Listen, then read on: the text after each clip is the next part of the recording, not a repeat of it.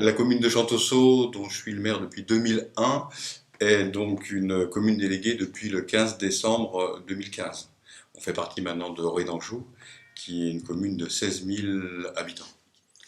Bon, le projet Pôle en France a été un projet qui a découlé des élections de 2014, puisque c'était un projet qui était demandé par les familles et que les élus de Chantosso ont porté complètement, puisqu'il s'agissait de mettre à disposition des familles et des enfants à la fois une restauration scolaire et ensuite donc une garderie périscolaire pour les enfants et pour les plus petits. Et ça a été mis en place grâce finalement à une étude préalable du CAUE. Donc le projet Pôle enfance a été donc a fait l'objet d'une convention avec le CAUE et a été piloté par Mme Le Nicole, hein, qui nous a aidé à préparer notamment un concours, parce que là en fait on a mis en place un concours où au départ il y avait 30 cabinets d'architecture qu'on fait proposer leurs services et on en a retenu 3. Et à la suite finalement d'un jury réuni, on a retenu finalement un cabinet qui s'appelait Cabinet Nomade. Et c'est grâce finalement au travail fait en amont par Mme Nicole qu'on a défini les surfaces, les prix et le principe du concours. On aurait pu avoir une autre procédure. Donc tout seul, on était incapable de réaliser cette opération.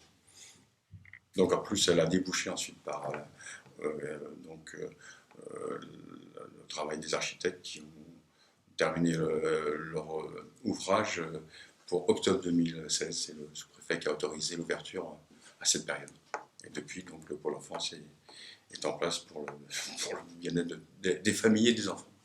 Et des salariés qui y travaillent, parce que il est considéré comme un bel et bon outil. Donc, suite à des observations de l'APAV sur la salle Gilbert Sailly qui existe au stade et qui est une salle en préfabriqué qui en fait a été installée en 1983 mais qui était une salle provisoire qui découlait du démontage du collège public de Chantosso.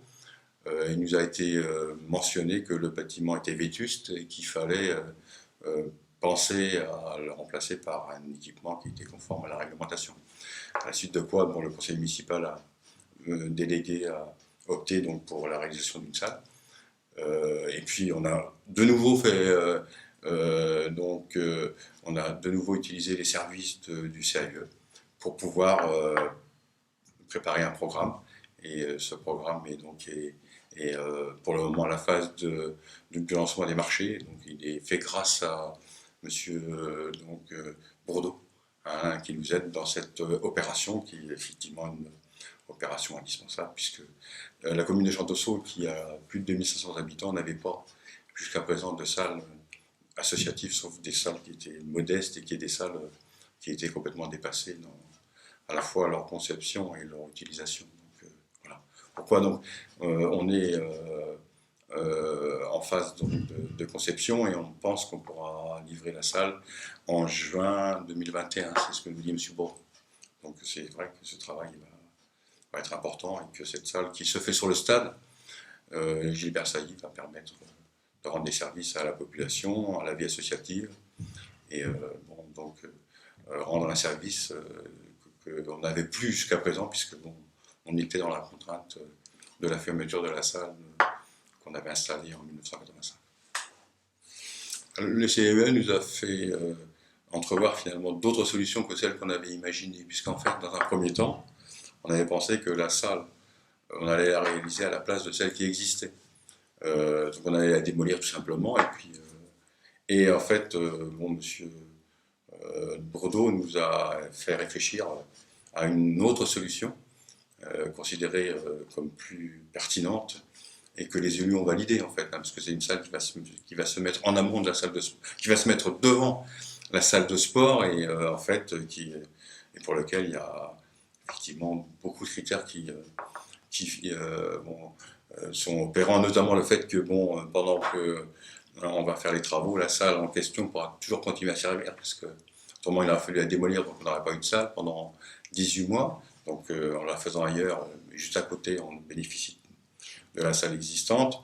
Deuxièmement, donc il y a des critères de meilleure exposition par rapport à la première qui était une exposition en nord, tandis que là, elle va être au sud-ouest. Donc je pense que, finalement, à l'unanimité, hein, les élus ont accepté la proposition de M. Bourdeau. Hein, et donc du coup, on va s'acheminer maintenant vers le lancement des consultations pour retenir les entreprises qui font l'opération. On espère le plus vite possible, parce qu'en fait, là, ça devient un besoin urgent, mais bon, il y a des délais minimum à respecter. Donc, du coup, il nous a indiqué qu'en juin 2021, la salle devrait être livrable, peut-être avant. De toute façon, maintenant, elle est lancée.